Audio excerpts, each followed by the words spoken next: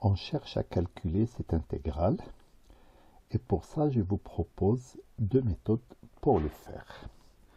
On va commencer par la première méthode et donc cette méthode consiste à poser la fonction. Donc je pose f qui est définie par f de t égale à exponentielle de t sur exponentielle de t plus exponentielle de t.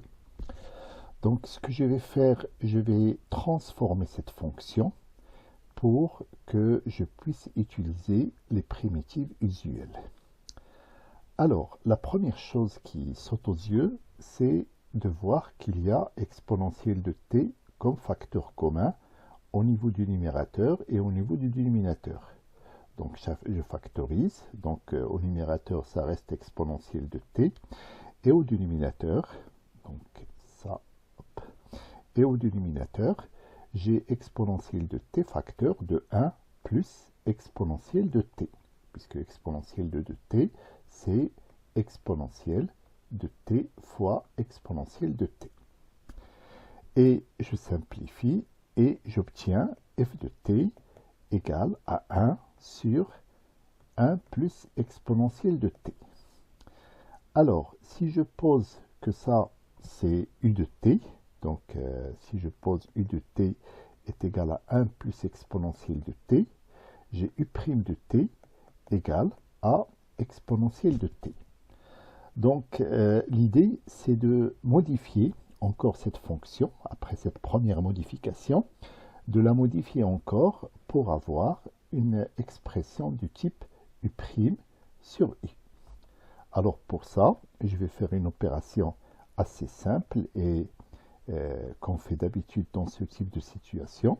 C'est de dire que f de t, c'est 1 plus exponentielle de t moins exponentielle de t sur 1 plus exponentielle de t. Je sépare les deux termes et du coup j'obtiens 1 moins exponentielle de t sur 1 plus exponentielle de t.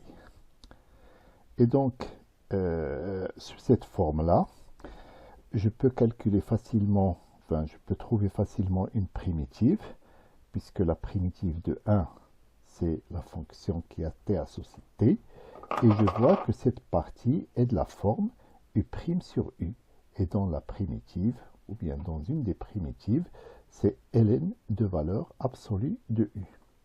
Donc je peux dire ainsi, si je note grand F une primitive de petit f, j'aurai f de t qui est t moins ln de valeur absolue de 1 plus exponentielle de t. Sauf que 1 plus exponentielle de t est strictement positif, donc ça va me donner t moins ln de 1 plus exponentielle de t.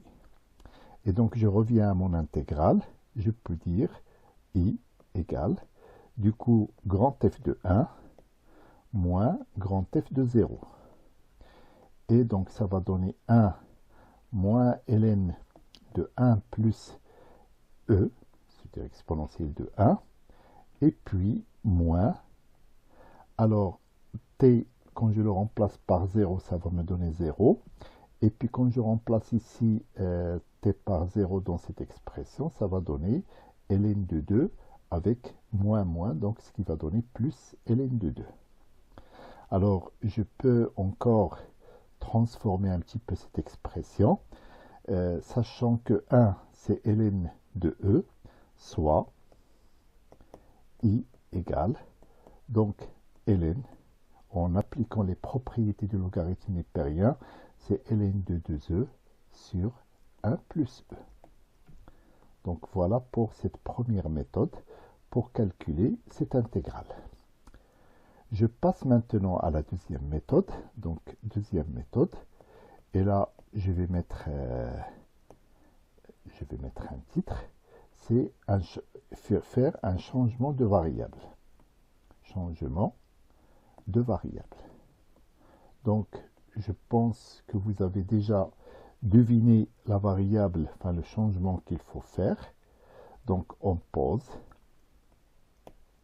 x égale, je vous laisse deviner un petit peu. Vous avez sans doute trouvé, c'est exponentielle de t. Alors avec le changement de variable, on applique la méthode qu'on a l'habitude d'appliquer, le petit tableau, avec d'un côté la variable t et de l'autre côté la variable x qui est égale à exponentielle de t. Alors t varie entre 0 et 1 et donc quand t prend la valeur 0, x va prendre la valeur 1, exponentielle de 0. Et puis quand on prend la valeur 1, x va prendre la valeur e. Et puis j'ajoute que dx égale, donc la dérivée de cette fonction exponentielle de t, donc qui est exponentielle de t, dt. Et donc ce changement de variable, et bien sûr toutes les fonctions qui interviennent dans ce changement de variable sont des fonctions de classe C1, dérivable, continue, la dérivée est continue. Et donc, on a alors I égale l'intégrale de 1 à E. Et donc, le exponentiel, donc j'écris d'abord le I d'origine, c'est I, c'est l'intégrale de 0 à 1 de exponentielle de t sur ET plus E de t dt. Et donc là, ET dt, là je reconnais, c'est dx. Et donc ce qui va rester, il va rester 1. Alors exponentielle de t, c'est x. Et puis exponentielle de t, c'est x au carré. Et donc mon problème maintenant, c'est de calculer cette intégrale, l'intégrale de 1 à e de 1 sur x plus x au carré. Alors je pose j de x égale à 1 sur x plus x au carré, et je vais essayer de trouver une primitive de cette fonction. Alors la première chose qu'on peut constater, c'est qu'au dénominateur, il y a un facteur commun qui est x, donc je factorise 1 sur x, facteur de x plus 1. Et là, dans cette fonction, j'obtiens un dénominateur qui est le produit de deux expressions, x et x plus 1. Et donc, pour ça, je pense évidemment à la méthode de séparation en éléments simples. Et on peut, avec un calcul simple et avec une recherche assez simple, montrer que ça, c'est la même chose que 1 sur x moins 1 sur x plus 1. Et donc, du coup, je me trouve avec un calcul de primitive usuelle.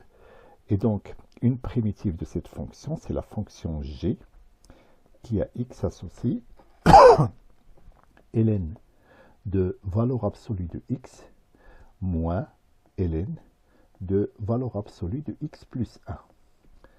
Alors, comme x appartient à 0, 1, enfin, plutôt x appartient à 1e, x et x plus 1 sont strictement positifs, donc je peux dire que g de x égale à ln de x sur x plus 1. Et là, je passe au calcul de i.